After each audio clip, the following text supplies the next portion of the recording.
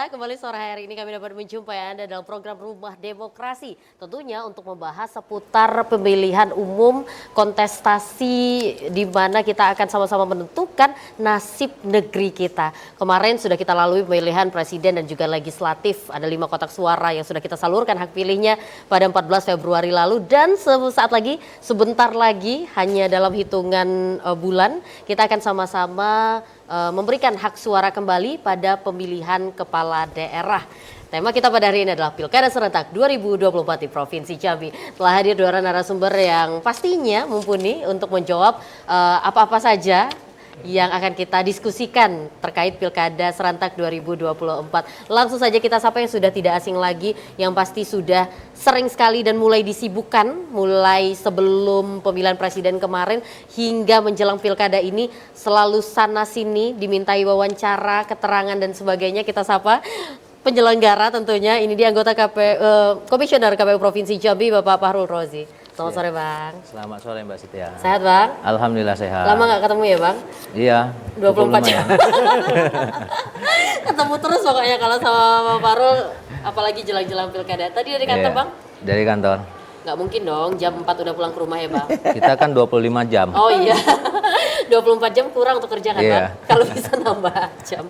Terima kasih Bang Fahrul Rozi yang kantornya terpeleset nyampe. Sampai Jadi, dekat. Terima kasih sudah hadir. Selanjutnya, nah kalau ini apakah masih ada nasionalismenya? Kita sapa dulu warga negara Indonesia, warga Jambi yang tapi sering bolak-balik ke luar negeri. Ya. Ini dia Bang Fahrul Nurdin, pengamat sosial. Selamat sore Bang. Selamat sore Mas Sintia. Dari OC ke Jambi Bang? Dari rumah. Dan dipanggil oleh TVRI ya? Iya. TVRI luar biasa. PP OC Jambi. Dekat gak? Dekat. Ini dari mana tadi Bang? Dari rumah. Dari rumah ya. Jadi udah sempat minum teh lah ya? Sudah. Sudah. Kalau Bang Fahrul belum. Ngetehnya di kantor ya. Pokoknya jam 12 malam kayaknya belum ketemu istri. Oke, ini berbicara tentang Pilkada Serentak 2024. Kayaknya masih hangat. Pilpres saja sepertinya masih belum hilang dalam ingatan kita bagaimana 14 Februari lalu dengan segala ritmenya yang luar biasa, cuaca tidak menentu, lalu ada pemilihan suara, pemungutan suara ulang PSU di beberapa kabupaten kota dan beberapa polemik dan juga kegembiraan lainnya. Bukan hanya polemik ya, tapi juga kegembiraan. Mungkin Bang Fahrul, jelang Pilkada Serentak 2024 bagaimana nih tanggapannya sebagai penyelenggara, apa aja tantangannya dan seperti apa pelaksanaan di sana? Baik, terima kasih Mbak Setia. Yang pertama-tama ini untuk yang kesekian kalinya ya. Rumah Demokrasi ini adalah bagian dari pendidikan politik kepada masyarakat, dan ini kami dari KPU Provinsi Jambi tentu memberikan apresiasi. Ini dalam rangka, inilah wujud kita dalam rangka membangun kerjasama dan tanggung jawab kita dalam menyukseskan semua hajatan baik pemilu maupun Pilkada 2024. Terus yang kedua adalah bicara terkait tentang Pilkada. Saya belum untuk Pilkada, untuk pemilu, tahapan pemilu 2024 ini kita belum selesai. Baik. Sekarang kita masih dalam proses tahapan sidang PHPU di Mahkamah Konstitusi. Jadi prosesnya sedang berlangsung sekarang. Kita sudah 2 kali sidang. Kita menunggu sidang yang berikutnya, jadwal di Mahkamah Konstitusi. Di sisi lain, tahapan pelaksanaan Pilkada Serentak 2024 itu sudah mulai, ya, sudah mulai dengan dibuktikan misalnya. Jadi ada 2 tahapan pilkada, tahapan persiapan dengan tahapan penyelenggara. Tahapan persiapan sekarang kita dalam proses perekrutan badan ad hoc, ya, ada PPK, ada PPS. Yang PPK insya Allah pada tanggal 16 besok itu dilantik. Seluruh PPK di Provinsi Jambi itu akan dilantik di tingkat yang dilakukan oleh KPU Kabupaten Kota. Proses PPS, seleksi PPS sedang berlangsung juga sekarang. Tes tertulis atau CAT, nanti ada wawancara dan sebagainya. Nah itu tahapan-tahapan persiapan termasuk soal anggaran, dukungan dari pemerintah terkait anggaran pelaksanaan Pilkada. Dan itu sudah selesai, sudah 100% dan tinggal melaksanakan pelaksanaan Pilkada 2024. Yang kedua adalah tahapan penyelenggara. Tahapan penyelenggara kita sudah berjalan nih. Ada 2 tahapan yang berjalan sekarang. Yang pertama itu adalah tahapan pencalonan untuk kepala daerah. Tahapan pencalonan ini ada 2 jalur. Yang pertama itu jalur perseorangan atau independen, yang kedua adalah jalur dari partai politik atau gabungan partai politik. Untuk dari jalur perseorangan, tanggal 12 Mei kemarin itu sudah terakhir penyerahan syarat minimal dukungan calon perseorangan dengan membuktikan dukungannya, buktinya itu adalah KTPL dan surat pernyataan dari masyarakat yang memberikan dukungan kepada calon, gitu kan. Dan itu sudah terakhir. Untuk gubernur, untuk Provinsi Jambi, calon gubernur dan wakil gubernur yang melalui jalur independen itu kosong, tidak ada. Di Provinsi Jambi ini ada 4 kabupaten ya, ada 4 kabupaten yang menyerahkan syarat dukungan minimal. Itu ada di Kabupaten ada di Kota Jambi, ada di Kabupaten Batanghari, ada di Kota Sungai Penuh dan Kabupaten Sarolangun. Jadi ada 4 kabupaten yang sekarang teman-teman lagi proses pemeriksaan syarat minimal dukungan. Apakah memenuhi syarat, misalnya syarat minimalnya berapa, misalnya 20.000, apakah syarat dukungan minimal itu terpenuhi atau tidak. Nah, ini teman-teman lagi bekerja sekarang, proses penelitian dan pengecekan administrasi. Nah, di sisi lain memang nanti kita untuk pencalonan melalui jalur partai politik itu nanti akan dibuka pendaftaran itu tanggal 27 sampai 29 Agustus. Itu adalah proses pendaftaran melalui partai politik atau gabungan partai politik, dan penetapan pasangan calon itu tanggal 22 September 2024. Masa kampanye kita baru mulai nanti tanggal 25 September sampai 25 September sampai 23 November. Jadi cukup panjang masa kampanye kita nanti. Nah, di sisi lain, satu tahapan pencalonan, yang kedua adalah tahapan pemutahiran dan penyusunan daftar pemilih. Tanggal 2 Mei kemarin kita sudah menerima DP4, daftar penduduk pemilih potensial pemilih yang dari pemerintah kepada KPU. Jadi kita sudah menerima DP4 tersebut sampai nanti tanggal 31 Mei ini kita proses sinkronisasi antara DP4 dengan DPT terakhir. Tanggal 31 Mei sampai tanggal 23 September kita akan melakukan proses penyusunan dan pemutahiran daftar pemilih untuk Pilkada 2024 ini. Nah, itu proses tahapan-tahapan yang berlangsung maupun nanti yang akan berlangsung ke depannya khususnya di wilayah Provinsi Jambi. Nah, yang berikutnya adalah pilkada ini adalah pilkada yang secara regulasi itu tidak ada hal yang baru ya. Karena kita masih menggunakan Undang-Undang 10 tahun 2016 yang itu dilaksanakan pada Pilkada 2016, 17, 18, 2020 sampailah 2024 ini kita masih menggunakan regulasi Undang-Undang 10 2024. Tidak ada yang baru. Hanya saja soal keserentakan. Ada 514 daerah kabupaten kota dan 38 provinsi yang itu dilaksanakan secara serentak seluruh Indonesia. Ini pilkada yang istilahnya ini yang baru ya, proses pelaksanaan pilkada yang baru yang dilakukan secara serentak. Nah, tentu memang kami pilkada ini kan dinamika pilkada dengan pemilu ini agak berbeda. Ya. Nanti Pak Bahren bisa menjelaskan di mana perbedaan dinamika konstelasi pemilu maupun pilkada, karena memang kepentingan daerah. Kalau pilkada ini kan menyangkut kepentingan daerah. Tentu kan juga kami harus menyiapkan segala sesuatu bagaimana memang pelaksanaan pilkada yang kita harapkan ini adalah benar-benar berjalan dengan berintegritas dan nyaman, kondusif dan sebagainya. Seperti apa yang kita laksanakan pada pemilu 2024 yang lalu khususnya di wilayah Provinsi Jambi. Ya. Alhamdulillah kita berkat kerjasama dari semua pihak pemilu kita berjalan dengan aman, damai dan kondusif, dan itulah yang kita harapkan nanti pada pilkada. Tentu kami menyiapkan semua persiapan-persiapan infrastruktur maupun hal-hal yang lain dalam menghadapi pilkada 2024 ini. Refleksi dan evaluasi kerja-kerja yang kami lakukan pada pemilu 2024 itu menjadi catatan penting untuk melakukan perbaikan-perbaikan pada pelaksanaan Pilkada 2024 di Provinsi Jambi. Iya, ini menarik nih karena tadi di awal sudah disampaikan bahwa pemilu masih berjalan, tapi pilkada sudah juga berjalan. Pasti ini tantangan tersendiri. Makanya lalu itu juga yang saya sampaikan, Ya. kami ini kerjanya bukan 24 jam, kurang ya 24 jam. 25 jam. Bahkan juga sudah disampaikan yang sudah kemarin berlangsung menjadi refleksi dan evaluasi. Iya. Nanti kita tanya seperti apa refleksi dan Iya. evaluasi yang sudah dilakukan oleh penyelenggara. Iya. Kita ke Bang Bahren. Bang Baik. tadi menyikapi bagaimana ketika pemilu ini memang masih lekat diingatan, bahkan memang belum selesai seperti itu. Tapi kita juga sudah dihadapkan dengan pilkada. Seperti apa, Bang? Ya, yang pertama, terima kasih Mbak Sentia. Yang pertama kita tentunya mengapresiasi terlebih dulu kerja-kerja kawan-kawan sebagai penyelenggara. Ya.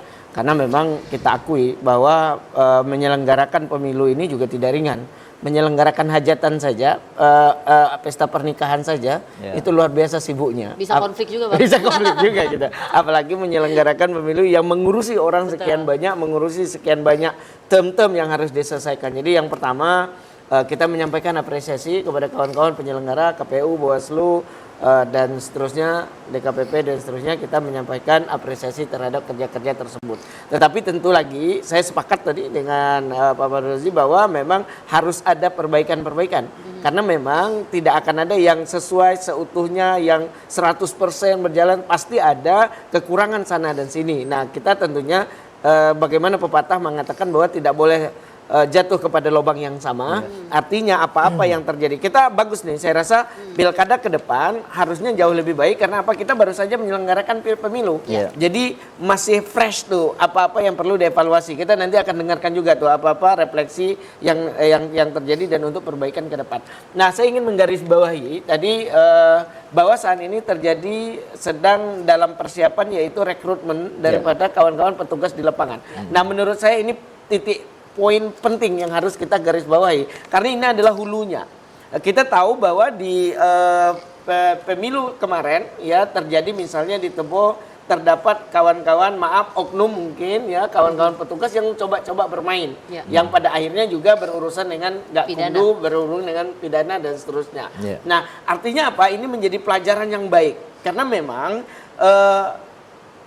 pentingnya integritas penyelenggara itu apa sih sebenarnya gitu loh. Karena ini kita bicara hulunya dulu. Ya, karena nanti ketika kita tidak meragukan integritas kawan-kawan penyelenggara, tetapi ya dimanapun kita menemukan oknum-oknum tentunya. Nah, ini harus terus menjadi pelajaran buat kita. Yang pertama adalah pentingnya integritas para penyelenggara itu adalah untuk menjaga independensi dan imperialisme. Ini sangat penting. Kita tahu kemarin kejadian-kejadian yang terjadi sedikit memang, tetapi kan itu menjadi cacat demokrasi kemudian, walaupun hanya sedikit, walaupun itu oknum gitu yang bermain gitu kan misalnya. Nah, tetapi ini memberikan dampak yang luar biasa ketidakindependensian kepada para penyelenggara. Ini harus tegas nih. Ya, ke depan kalau pilkada kita mau jalan betul-betul kita tegaskan, maka nanti akan sampai kepada penegakan hukum misalnya. Yang kedua, untuk menjunjung tinggi prinsip demokrasi. Kalau penyelenggara sudah mulai berat sana, berat sini, dukung sana, dukung sini, main sana, main sini, main mata, main tangan, main apapun lah ya, gitu. Itu sudah mulai untuk kita merusak tatanan demokrasi kita. Nah, yang ketiga tentunya untuk meningkatkan kepercayaan publik. Ini yang jauh lebih penting. Jangan sampai nanti kawan-kawan KPU yang sudah bekerja luar biasa, tetapi ada oknum-oknum kawan-kawan, maaf mungkin ada PPS, ada PPK yang bermain di sana. Lembaga yang besar ini kemudian cacat, ya. Kemudian trust building yang dibangun itu tidak terjadi. Nah, ini betul-betul kita mengingatkan kepada kawan-kawan KPU untuk di dalam rekrutmen ini itu memang tegas, ya, memang betul-betul tegas dan mencegah kecurangan tentunya, pentingnya integritas dan menjaga reputasi lembaga. Nah, ini saya rasa tadi karena udah disinggung juga pentingnya integritas daripada penyelenggara tersebut. Nah, ini menjadi catatan yang amat sangat penting. Menurut saya tidak ada kata lain kecuali penegakan hukum secara tegas. Siapapun penyelenggara yang coba-coba bermain di sana, babit habis. kalau perlu, karena itu menyangkut bangsa, menyangkut integritas penyelenggara, dan tentu juga menyangkut dengan lembaga. Saya rasa Itu ada pepatah yang bilang karena nila setitik rusak Yes. susu sebelahnya, Iya, memang. betul. Karena kalau kita tarik lagi ke belakang bahwa pemilu 14 Februari kemarin tidak ada kericuhan, Iya. berlangsung damai, Iya. tempat-tempat yang dianggap rawan seperti itu tidak ada masalah, jadi luar biasa apresiasi seperti yang disampaikan oleh Bang Bahren tadi. Tapi ya itu tadi ya Bang ya, Iya. catatan-catatan yang bisa merusak dan memberi catatan cacat kepada demokrasi. Nanti kita akan bahas seperti apa refleksinya, nanti mungkin bisa disinggung sedikit oleh Bang Paul. Kita harus jeda dulu ya Bang ya. Pemirsa, tetaplah bersama kami akan kembali usai jeda pada warna berikut ini.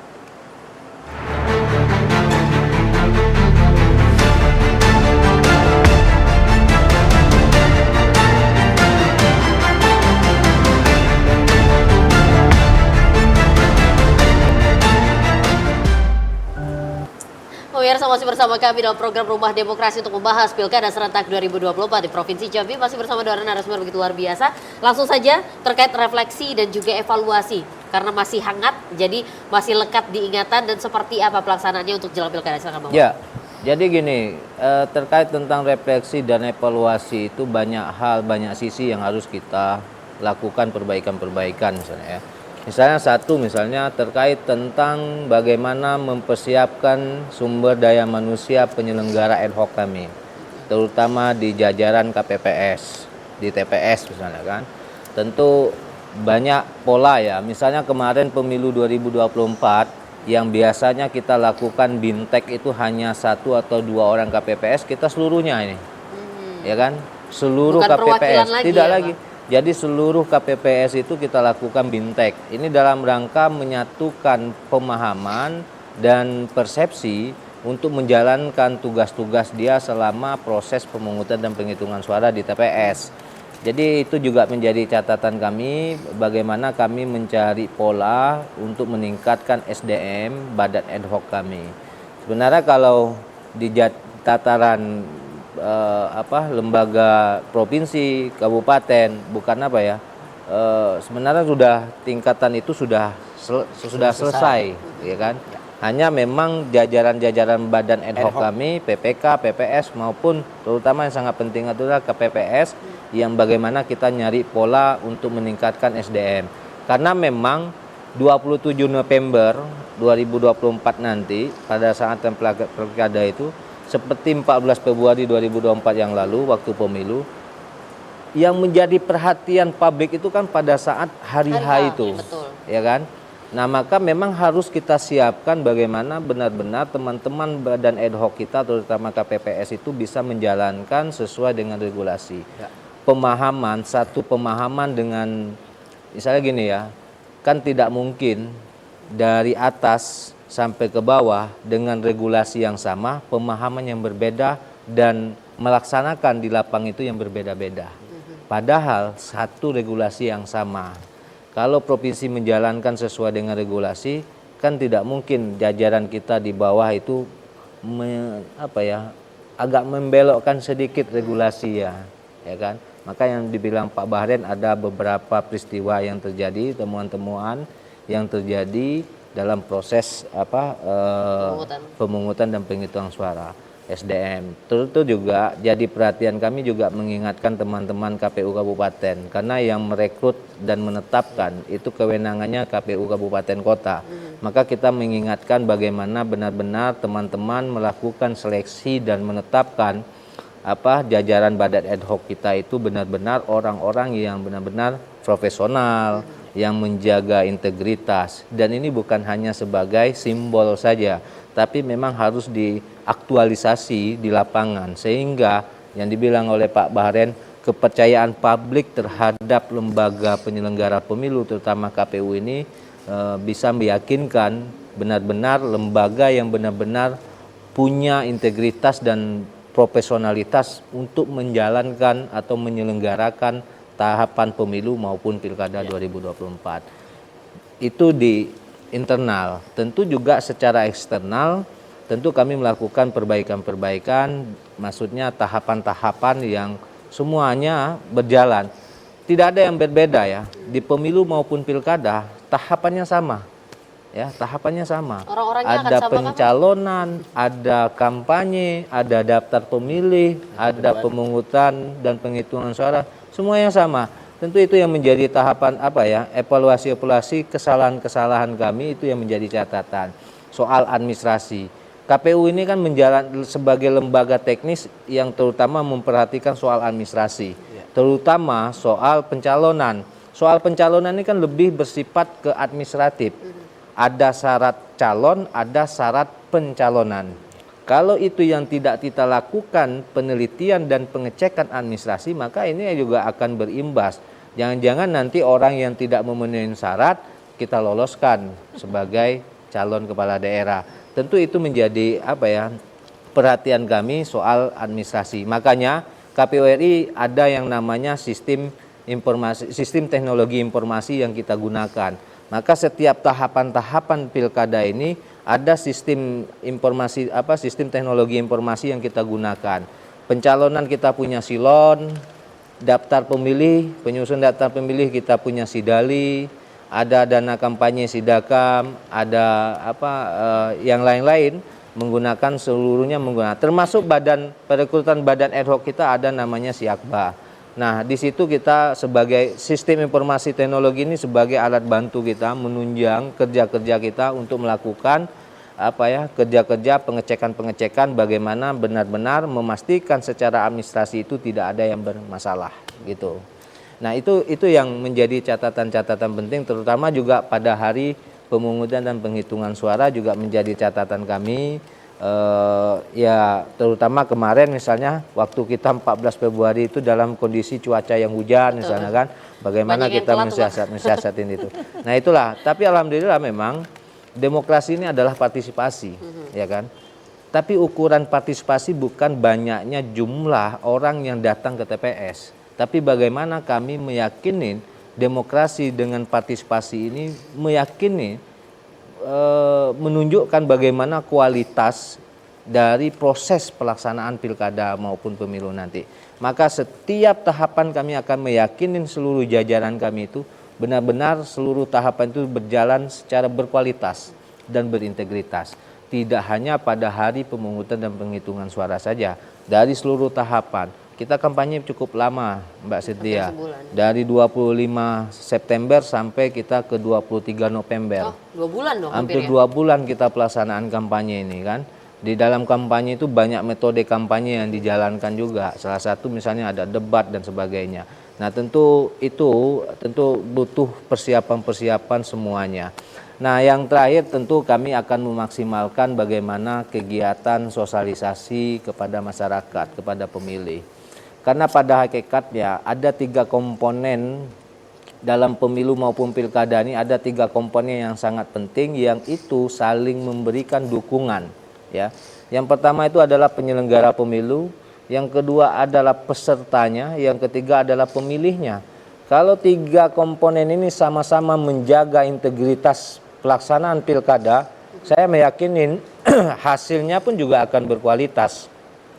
Kalau penyelenggaranya berintegritas, tapi pemilih ataupun pesertanya yang tidak menjaga, susah juga. Kalau pesertanya berintegritas, penyelenggaranya tidak, pasti juga akan ada catatan-catatan. Maka 3 komponen ini sangat penting, saling menjaga. Hanya saja memang ada tupoksi yang harus dijalankan. Penyelenggara menyiapkan semua tahapan, pesertanya bagaimana memberikan pendidikan politik kepada pemilih yang cerdas dan sebagainya. Ya, termasuk juga pemilih. Kita sibuk-sibuk ngurus pilkada, tapi pemilihnya tidak ada, cuma juga kan. Tentu akan menjadi catatan juga kan. Siapa yang mau datang nanti ke TPS, gitu kan? Dengan anggaran yang besar, tapi pemilihnya tidak begitu responsif, gitu kan. Maka kami terus melakukan kegiatan-kegiatan sosialisasi kepada masyarakat. Sosialisasi adalah bagian dari pendidikan politik yang itu diamanahkan juga dalam undang-undang. Itu pendidikan politik itu sangat penting. Memberikan sosialisasi dalam pendidikan politik itu tidak hanya ditujukan kepada penyelenggara pemilu saja, tapi termasuk kepada peserta pemilu juga bagaimana memberikan pendidikan. Melalui wadah apa pendidikan politik itu? Itu tadi ada kegiatan kampanye yang di ruang kegiatan kampanye itu. Nah itu lagi kira Mbak Siti ya. Siap, ini banyak nih sebenarnya catatannya. Yang pertama tadi terkait teknologi, aplikasi, apakah itu menjadi sebuah apa ya, yang membantu atau malah menjadi tantangan karena tidak bisa kita lupakan bahwa lumayan banyak yang terkait aplikasi. Tapi nanti Bang, kita ke Bang Waren dulu terkait dinamika pemilu dan pilkada tadi disampaikan itu berbeda seperti apa kalau dari pandangan Abang dan bagaimana 3 komponen tadi penyelenggara, peserta dan pemilu, silakan Bang. Ya kita memang harus sepakat bahwa memang 3 ini menjadi tanggung jawab yang sangat besar dan saya kan selalu katakan di berbagai tempat untuk mendapatkan pemimpin berkualitas kita harus memiliki pemilih yang cerdas. Nah, yang mencerdaskannya siapa? Itu banyak tadi. Ya TVRI salah satu bagian media. Ya salah satu pilar dari demokrasi untuk mencerdaskan pemilih. Kemudian ada partai politik, walaupun hari ini kalau mau kita kritisi, partai politik masih gagal juga untuk mendidik para... Gagal atau tidak pernah? Nanti kita ya jangan se ekstrim itu. Nanti kawan-kawan partai nanti marah pula dibilang itu. Tetapi paling tidak belum maksimal untuk melaksanakan tugasnya untuk melakukan pendidikan politik. Bagaimana kemudian tadi misalnya bagaimana peran partai politik untuk menyodorkan kepada masyarakat calon-calon cakada-cakada kita gitu loh. Apakah memang kualitas atau isi tas gitu loh. Bagaimana jual beli kursi di DPR misalnya berapa satu suara itu yang untuk bisa diusung dan seterusnya. Ini kan masih menjadi momok-momok di tengah masyarakat. Ketika kita ingin berbicara tentang substansi daripada pemilu. Substansi dari pemilu itu sudah sangat jelas kok pilkada itu, yaitu mendapatkan pemimpin yang legitimin untuk mencapai kesejahteraan rakyat, untuk mencapai kesejahteraan masyarakat. Ini yang kita inginkan. Nah, itu tadi bahwa ada di sana penyelenggara, bahwa di sana ada peserta, bahwa di sana ada pemilih, ini ada satu kesatuan yang tidak bisa dipisahkan. Maka tadi kita menjadi poin penting adalah di partisipasi tadi. Karena partisipasi ini yang pertama adalah menjamin kedaulatan rakyat. Maka ini harus, yang kita khawatirkan hari ini apa? Yang kita khawatirkan hari ini masyarakat apatis. Itu yang kita khawatirkan, walaupun hari ini mungkin kita masih optimis tidak, mudah-mudahan tidak ya, mudah-mudahan tidak ya. Nyatanya pada pemilu kemarin 85% masih partisipasi masyarakat kami masih sangat besar. Tetapi yang kita inginkan, yang kita takutkan adalah bagaimana masyarakat apatis. Sudahlah, nak pilkada nak iyo kita macam ini bilang. Ini bahasa-bahasa yang seperti ini kan sudah jamak kita dengar di tengah masyarakat. Santer terdengar di tengah masyarakat. Nah, ini perlu. Mengapa pilkada ini harus kita laksanakan?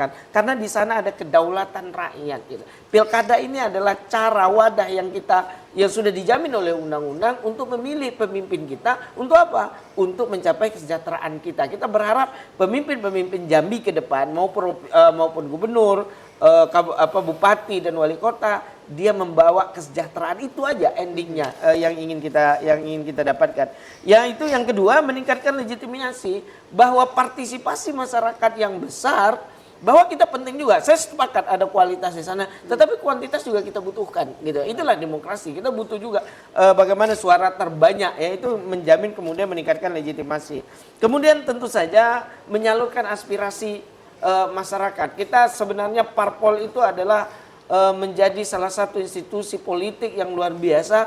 Bagaimana ketika misalnya masyarakat memilih sebuah parpol dia sudah tahu visi, misi, bahkan agenda-agenda di balik parpol itu. Tetapi hari ini sering kali tidak kita dapatkan itu gitu loh.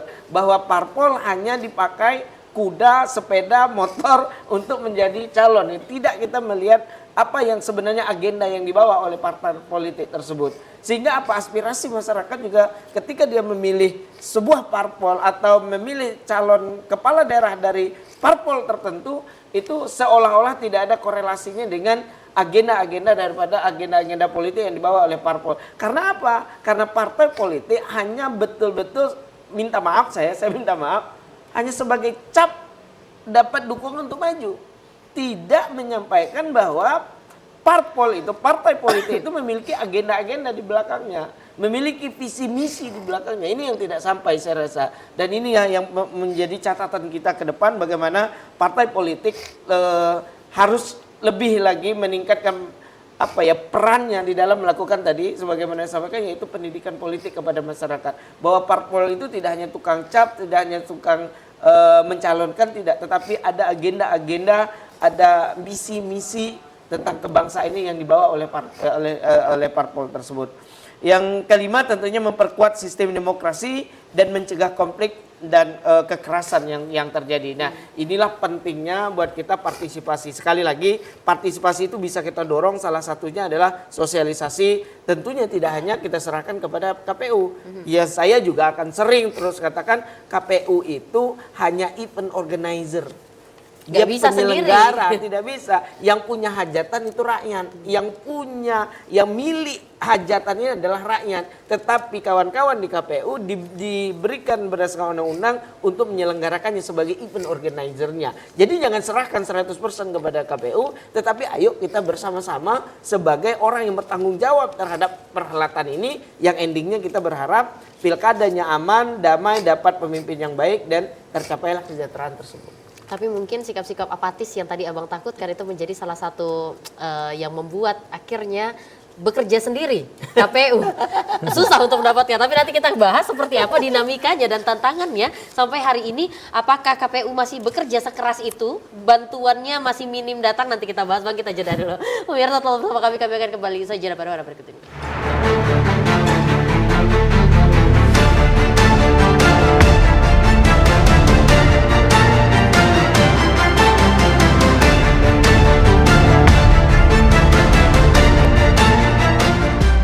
Pemirsa, masih bersama kami dalam Rumah Demokrasi dengan tema kita pada hari ini adalah Pilkada Serentak 2024, dan kami mengajak Anda untuk berpartisipasi aktif bersama kami melalui sambungan telepon di 0741663385 atau melalui nomor telepon di 081174333133 seperti yang tertera di layar kaca Anda. Baiklah, kita ke Bang Paul.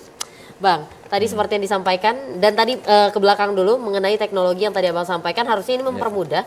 Dan kalau Cynthia baca-baca berita yang juga Cynthia bacakan sendiri, itu rata-rata yang mendaftar PPK, PPS orang-orang yang sudah berpengalaman di pemilu kemarin mendaftar lagi. Harusnya ini menjadi sebuah keuntungan.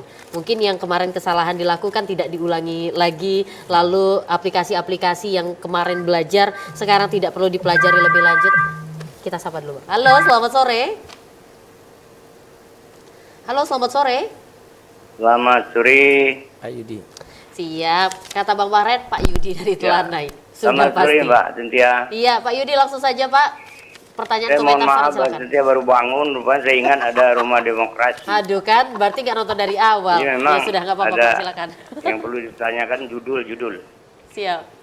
Pilkada Judulnya. Serentak 2024, Pak. Silakan. Oh iya, pilkada ya. Ya. Baik, terima kasih Mbak Cynthia.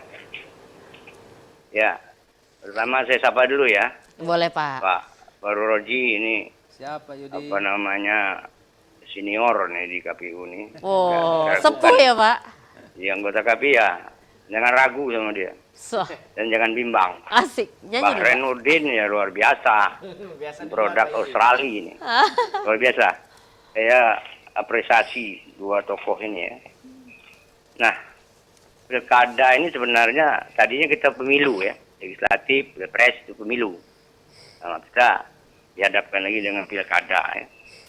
Nah, pasca legislatif dan pilpres ini memang kita akui bahwa menuai satu catatan ya dari Mahkamah Konstitusi, dissenting opinion. Ada 3 yang mencatat ya, bahwasanya kemenangannya ada catatan pilpres. Artinya evaluasinya adalah stressing pada KPU, Bawaslu dan turunannya. Itu jangan sampai lagi terulang. Kalau saya jelaskan lah, banyak terjadi persoalan di lapangan. Jangan terulang lah di pilkada ini. Itu harapan. Nah, kalau kembali kepada judul pilkada, kalau saya hanya sebagai status apa yang saya lihat, saya dengar dan saya rasakan semua masyarakat. Ya, ada detail saya, ada Pak Baren kan, pengamat sosial, KPU, anggota saya itu saja sebagai orang yang melihat, mendengar dan merasakan di lapangan. Ya masih tidak bergeser tokoh-tokoh. Ya, contoh Mbak Cynthia. Ya. Misalnya dia sudah 2 periode habis tuh, masa limitnya maju ke gubernur. Kalau enggak dia ke DPR RI atau DPRD. Dia putar-putar situ aja tokoh itu. Nah, jadi artinya dia belum tentu dikenal gitu. Tapi karena amunisinya sudah cukup dikiranya kan, ya dia maju. Dan di kota lebih seram lagi, cuma satu orang yang militannya PNS ya, ASN, birokrasi. Nah, jadi yang lainnya penguasa, itu hak dia, ya kan? Hak seseorang bisa saja maju, tukang sayur aja bisa. Jadi Siap. itu yang Poin lainnya, menjadi stressing saya. Nah, yang saya lihat, saya dengar dan saya rasakan, ini kan banyak visi misi gubernur wali kota ini tidak jalan dengan maksimal. Ya Pak, dan diakuilah Pak Warhen, ingat tuh visi misi, alasannya COVID. Itu tidak ada alasan itu. Contoh, ini kadang-kadang kan, ya maaf saya tidak boleh nyebutkan ya, di wilayah gubernur aja, wilayah provinsi toh, ada rehab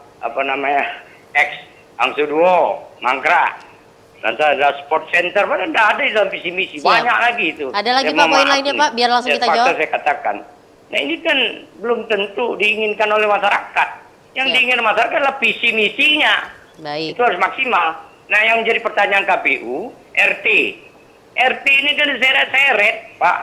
Sampai hari ini RT itu digaji oleh pemerintah, tapi aturan dia tidak boleh dengan boleh itu mana, Mbak Cynthia? Baik. Pak KPU. Ada lagi Pak? Harusnya ditayangkan nih, ASN kayak ASN dia jelas. Tolong ini, ya akhirnya Siap. RT ini bimbang dan ragu dia. Siap. Ada lagi Pak? Kalau kita langsung kita jawab. ya kalau kita lihat dari tahun ke tahun sampai hari ini ada pemilih profesional, intelektual, ya dikit persennya. Maaf sebentar lagi Mbak Cynthia. Ya. Terus ada transaksional dan ada instruksional dan satu pemilih militan. Yang paling terbanyak itu kalau saya lihat adalah transaksional. Mau apa kita ini? Militan itu yang penting gunung meletus, saya milih Mbak Cynthia. Baik. Itu Siap. dikit dong milihnya sama dengan. Pak ya, kita jawab aja ya Pak. Siap, terima kasih Pak Yudi dari Telanai. Nanti kalau ini nggak sempat kita Pak, ya mungkin kita ke Bang Paul sekalian menjawab pertanyaan Cynthia tadi, sekalian menjawab pertanyaan dari Pak Yudi. Mungkin yang bisa Bang Paul jawab terkait penyelenggara pemilu, silakan. Ya, baik. Yang ditanyakan oleh Mbak Cynthia terkait tentang teknologi ya. Tentu memang sistem teknologi ataupun aplikasi yang kita gunakan itu adalah bagian dari alat bantu kerja-kerja kami dalam menjalankan seluruh tahapan pelaksanaan pilkada. Jadi memang ini kan alat bantu, bukan menjadi bagian dari Satu-satunya. finalisasi yang menjadi acuan kami dalam melakukan proses finalisasi. Sama dengan kemarin misalnya yang heboh-heboh soal Sirekap. Ya kan, Sirekap itu kan juga bukan bagian dari hasil finalisasi yang kami tetapkan untuk menjadi hasil dari pemilu 2024. Sirekap ini kan sebagai alat bantu kita untuk melakukan. Sama misalnya Sidali ya, sistem daftar pemilih. Sidali ini alat bantunya itu bisa kami itu bisa mendeteksi berapa pemilih yang ganda, berapa pemilih yang kategori TMS misalnya, orang yang meninggal, orang yang masuk sebagai anggota, orang yang tidak memenuhi syarat. Apa itu? Orang yang meninggal dunia, polisi, TNI, itu kan tidak boleh memilih. Karena undang-undang mengatur, apalagi orang meninggal kan. Nah, Sidali ini juga bagian dari alat bantu yang bisa kami mendeteksi itu. Bayangkan kalau kami melakukan manual dari 2.676.107 DPT pemilu, kita lakukan secara manual yang ganda. 40 jam kerja Bang. Gitu. Maka Sidali inilah bagian dari alat bantu karena memang pergeseran zaman juga kalau kita tidak melek teknologi kata orang kita juga akan jauh ketinggalan ya kan. Maka dengan perubahan zaman yang terus berkembang tentu kita juga harus mengikuti era perkembangan zaman ini. Apalagi kita di KPU sistem teknologi ini juga bagian dari hal yang keharusan yang harus kita laksanakan karena memang dari seluruh tahapan pilkada, dari seluruh tahapan itu kita menggunakan sistem teknologi informasi. Termasuk tadi yang disampaikan oleh Pak Yudi tadi terkait memang ada beberapa hal-hal misalnya soal soal RT misalnya kan yang memberikan dukungan, tentu itu wilayah KPU-nya bukan masuk ke wilayah ke situ ya. Soal apakah RT itu boleh berkampanye, boleh politik praktis dan sebagainya atau tidak, itu bukan dari wilayah kewenangan dari KPU ya. KPU ini hanya menjalankan menjalankan kegiatan-kegiatan tahapan yang bersifat teknis, memastikan misalnya bagaimana misalnya peserta pemilu pilkada ini bisa menjalankan seluruh tahapan-tahapan pilkada ini. Misalnya kampanye, bagaimana kami di KPU melayani peserta pemilu pilkada ini melaksanakan kegiatan kampanye. Kampanye itu banyak metodenya. Ada kegiatan yang difasilitasin oleh KPU, ada kegiatan kampanye yang dilaksanakan oleh peserta pilkadanya sendiri. Kalau kami misalnya yang dilaksanakan oleh KPU misalnya debat kandidat, tentu bagaimana kami memaksimalkan pelaksanaan debat kandidat ini. Itulah tupoksi kami. Tapi kalau soal boleh atau tidak bolehnya, apa sanksinya, itu makanya kita di Indonesia ini ada lembaga yang mengawasin pelaksanaan pemilu dan pilkada, yaitu Bawaslu. Maka nanti bisa Bawaslu mungkin ranahnya gitu kan, atau Pak Bahren yang bisa yang bisa menjelaskan wilayah ke situ kan. Tentu itu ya masukan-masukan dari Pak Yudi tadi tentu menjadi hal yang penting. Terkait penyelenggara pemilu tadi Bang, yang sampai ke bawah jangan ada temuan-temuan untuk evaluasi. Iya, makanya yang saya sampaikan tadi refleksi dan evaluasi bagaimana peningkatan SDM badan ad hoc kami tentu menjadi perhatian kami. Ya kan? Terutama misalnya soal bintek, bagaimana kami itu juga memikirkan bagaimana pola yang kira-kira dengan waktu yang singkat tapi informasi dan pemahaman yang sama yang diterima oleh jajaran kami. Bayangkan kita misalnya pemilu kemarin KPPS kita ada 11.160 TPS. Kalau kita kali 7 saja itu sudah berapa puluhan ribu ya, sudah berapa puluhan ribu yang harus kita bintek, harus memberikan. Kalau tidak salah itu hampir 40.000 petugas KPPS. Yang itu kita berharap semuanya harus satu pemahaman, ya kan? Tapi kan pasti saya meyakini memang pasti ada pemahaman-pemahamannya yang mungkin berbeda-beda, ya kan? Ya mungkin di sini juga kita juga harus kalau guyonan saya itu bagaimana memang pelaksanaan pemilu ini, pilkada ini, keimanan dan ketakwaan kita juga dilatih. Siap. Harus kuat ya, Mas. Kuat dulu imannya. Harus siap lahir dan batinnya. Ya kan? Jadi kalau keimanan dan ketakwaan kita lemah, maka juga kita banyak. Karena memang terus terang memang pelaksanaan pilkada pemilu ini juga banyak godaan itu memang saya tidak munafik, ada, tapi memang tergantung ke personalnya, ya kan, tergantung personal. Capek-capeklah kami di KPU bagaimana memberikan pemahaman, tapi secara personalnya tidak, juga susah juga kan. Nah ini kan juga harus, kalau memang masih juga ada ya berarti orangnya harus bawa ke psikiater kan, harus cek dulu kan apa yang kurangnya gitu kan. Word of the day nih Bang, keimanan dan ketakwaan ya. Terima kasih Bang, kita ke Bang Bahren ya, agak banyak tadi yang disampaikan oleh Pak Yudi, bagaimana masih banyak tokoh-tokoh lama, 2-3 periode masih muncul, apakah tidak ada lagi yang baru atau karena amunisi mereka yang cukup, lalu visi misi yang tidak maksimal yang kita rasakan seperti apa, silakan Bang. Baik, saya terima kasih Pak Yudi. Ini betul-betul nanti TVRI kasih penghargaan ke Pak Yudi ya. Pemirsa yang luar biasa. Terima kasih Pak Yudi. Saya juga mencatat 3 poin itu tadi Mbak Cynthia yang disampaikan oleh Pak Yudi. Yang pertama Pak Yudi, kenapa orangnya itu saja? Sudah jelas, Pak Yudi sendiri sudah jawab.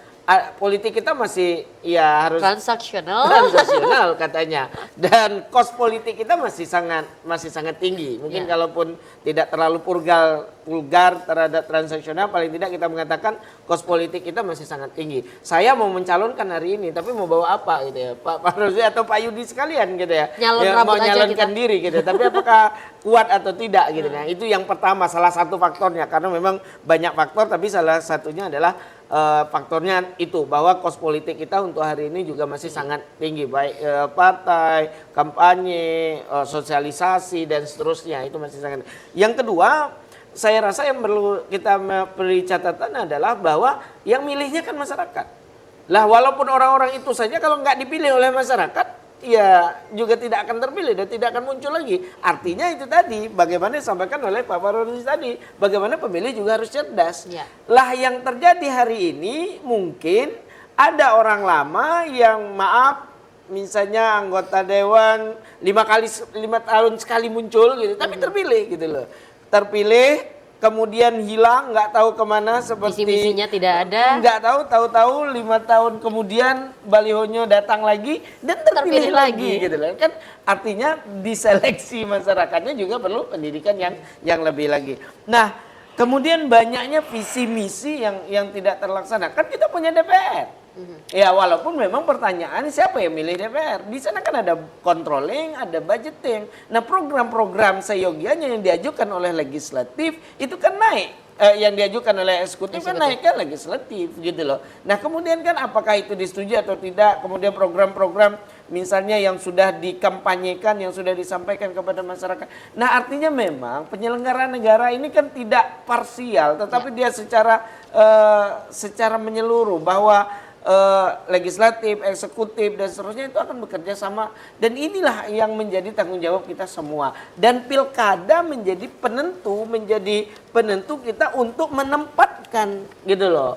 Jadi pilkada ini harus kita manfaatkan semaksimal mungkin untuk menempatkan orang-orang yang mampu. Di DPR kita tempatkan orang-orang berintegritas, di eksekutif kita tempatkan cakada-cakada atau kada-kada kita yang berintegritas. Kalau ini sudah ketemu ya kesejahteraan rakyat akan tercapai. Apa yang dikeluhkan oleh Pak Yudi tadi tidak terjadi. Tidak ada misalnya kepala daerah yang tidak memenuhi janjinya, tidak ada anggota legislatif yang hanya mungkin menguntungkan dirinya sendiri, yang tidak melakukan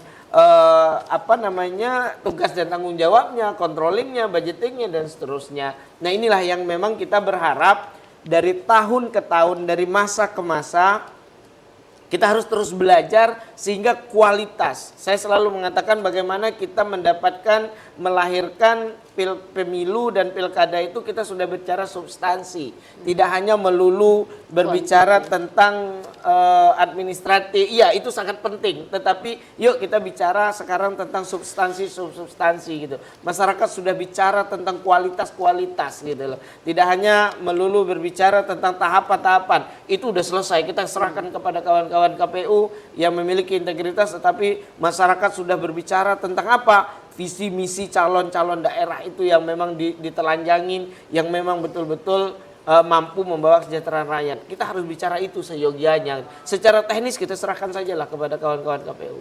Tapi Bang, kalau kita menilik di 5 tahun ke belakang sebelumnya, sepertinya tahun ini semakin banyak perkembangannya di mana anak muda sudah mulai berpartisipasi, ibu-ibu sudah melek politik. Jadi sebenarnya ini adalah hal yang bagus ya, yang artinya sosialisasi kita udah berjalan dan pemilih kita harapkan cerdas ya Bang? Ya, kita berharapnya begitu. Dan yang seperti harapan Pak Yudi tadi, yaitu munculnya wajah-wajah baru. Dengan apa? Baru bukan berarti sekedar baru, tetapi membawa ide dan gagasan yang baru. Siap. Kemudian membawa program-program yang baru. Kita membutuhkan pemimpin-pemimpin yang inovatif, yang futuristik gitu loh. Baik. Kita tidak bicara Jambi 5 tahun ke depan. Maka saya selalu risau dengan hanya berbicara Jambi 5 tahun ke depan. Itu risau. Kita harus berbicara Jambi itu 50 tahun ke depan. Benar. Itu yang kita inginkan. Bagaimana pendidikan kita 50 tahun ke depan, bagaimana infrastruktur kita 50 tahun ke depan, 25 tahun ke depan. Jalan bolong kita bicaranya cuma 5 tahun. Coba, harusnya kita bicara jalan itu 25 tahun. Artinya apa? 25 tahun ke depan kita tidak bicara jalan bolong karena jalannya udah kita selesaikan. Betul. Artinya kualitas jalannya sudah harus bagus gitu loh. Bukan yang hanya tahan di 5 tahun ya Pak? Yes, Baiklah, itu nanti akan kita bahas lagi, kita harus jeda. Pemirsa tetaplah bersama kami akan kembali usai jeda pariwara berikut ini.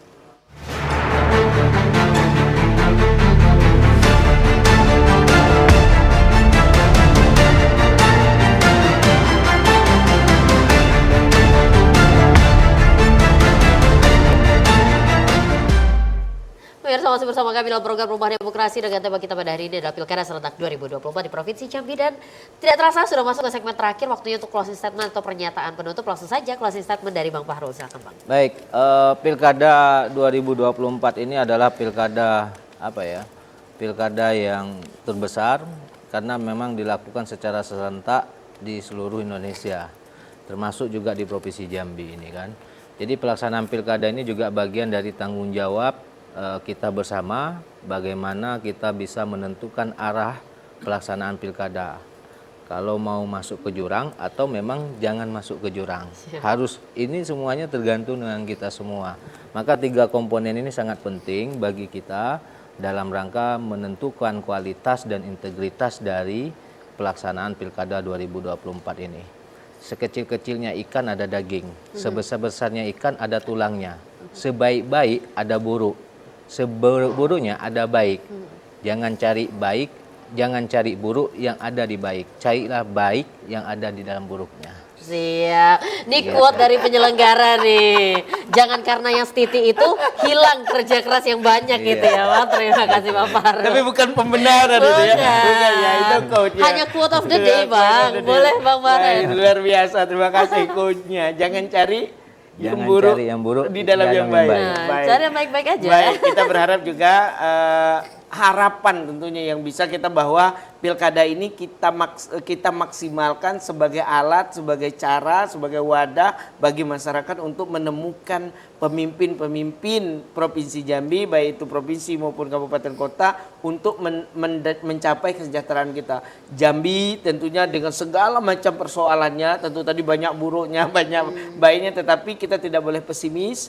Kita akan menemukan orang-orang yang insya Allah nanti menyelesaikan segala persoalan yang ada di Provinsi Jambi, dan kita manfaatkan melalui pilkada ini. Itulah harapan kita. Yuk, pilkada kita tentunya harus damai, ya, harus berintegritas. Seluruh orang yang terlibat kita berharapkan integritasnya. Semoga pilkada kita 2024 ini betul-betul menjadi pilkada yang melahirkan pemimpin-pemimpin yang berkualitas. Pemilih cerdas, Pemimpin berkualitas. Iya, terima kasih banyak Bang Waren, terima kasih banyak Bang Farul atas terima waktunya kasih. sore hari ini, dan semoga sukses nanti mau launching pilkada ya dalam waktu dekat, insya Allah. Siap. Kok tahu? Kok tahu? Nah, bocoran. Baiklah, pemirsa, demikianlah program Rumah Demokrasi pada hari ini. Seperti disampaikan oleh kedua narasumber bahwa demokrasi adalah partisipasi, sehingga partisipasi kita semua dituntut. Tak hanya KPU, tak hanya Bawaslu, tak hanya penyelenggara pemilu, tetapi juga kita sebagai rakyat yang memilih. Karena jika ingin pemimpin yang berintegritas, maka pemilih dan pesertanya harus cerdas. Wassalamualaikum warahmatullahi wabarakatuh. Waalaikumsalam warahmatullahi wabarakatuh.